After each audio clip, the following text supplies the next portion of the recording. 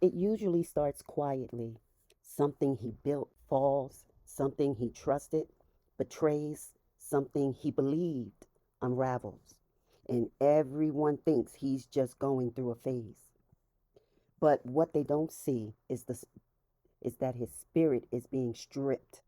Every title, every illusion of control, every false identity gone. He starts asking questions. Heaven already answered. Why me and why now? Because heaven can't build on ego, only on ashes. And some men only find God when there's nothing left to hold but air. This is where the spiritual man is misunderstood. People see the fall but never the formation. They see the silence, but never the sacred classroom it becomes. In that silence, he learns discipline without applause. He learns how to lead without needing to be seen. He learns that protection sometimes looks like rejection, and that divine delays aren't denials, they're design. This is where God teaches him that not everyone who claps is a supporter, and not everyone who leaves is a loss. He learns to discern voices and not react to volume. A spiritual man will often walk alone before he walks in purpose, because when heaven is shaping leadership, it removes dependency. He starts to realize people can affirm your calling but never define it. The loneliness isn't punishment, it's purification. Every time he cries in silence, the weight shifts. Every time he forgives without closure, he grows. Every time he resists revenge, he becomes stronger in spirit. The world calls it depression, heaven calls it preparation. Then one day, something changes. He doesn't need validation anymore. He doesn't argue with ignorance anymore. He's done explain pain to people who never survived their own. Now he carries stillness and not pride. Now he speaks less, but his words carry authority.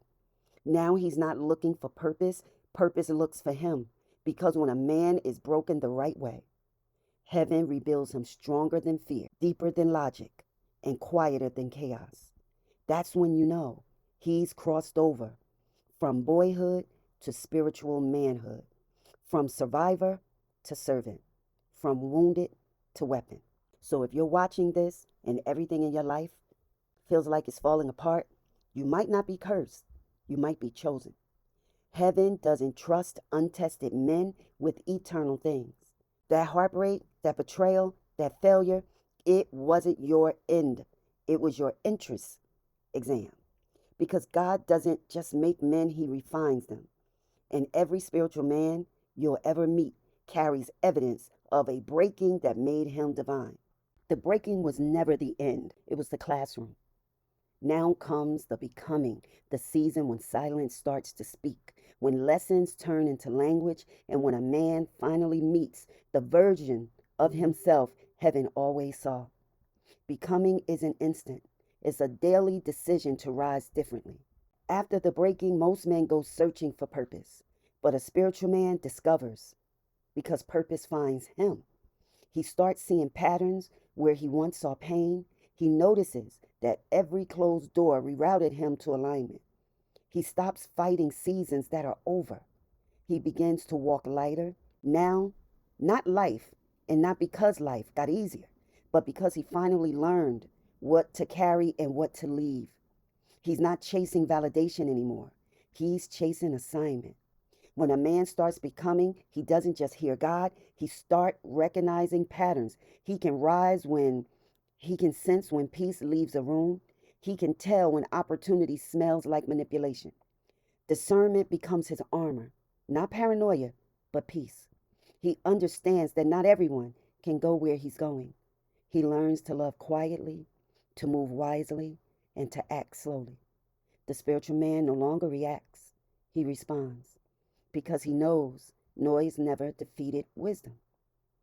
Before, he needed people to confirm who he was.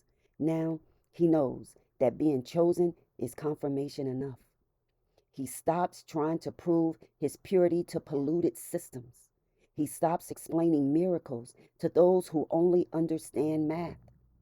He walks with the calm of a man who's met his maker and survived the meeting. He's not afraid of solitude anymore.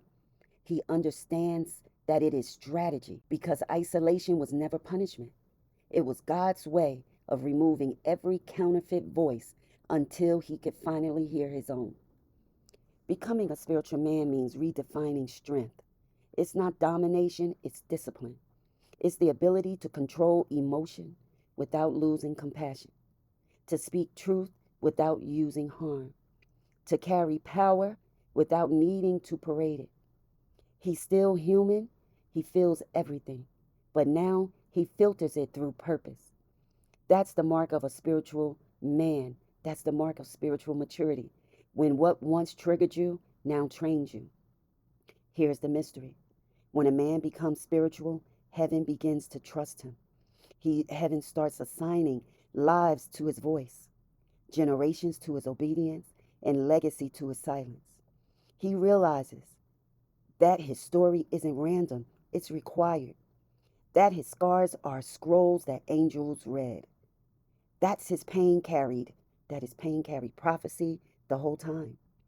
He doesn't just believe now, he embodies it. He's not just a man anymore. He's a vessel. Stay covered, stay conscious, stay undefeated. See you on the next one. Bye bye.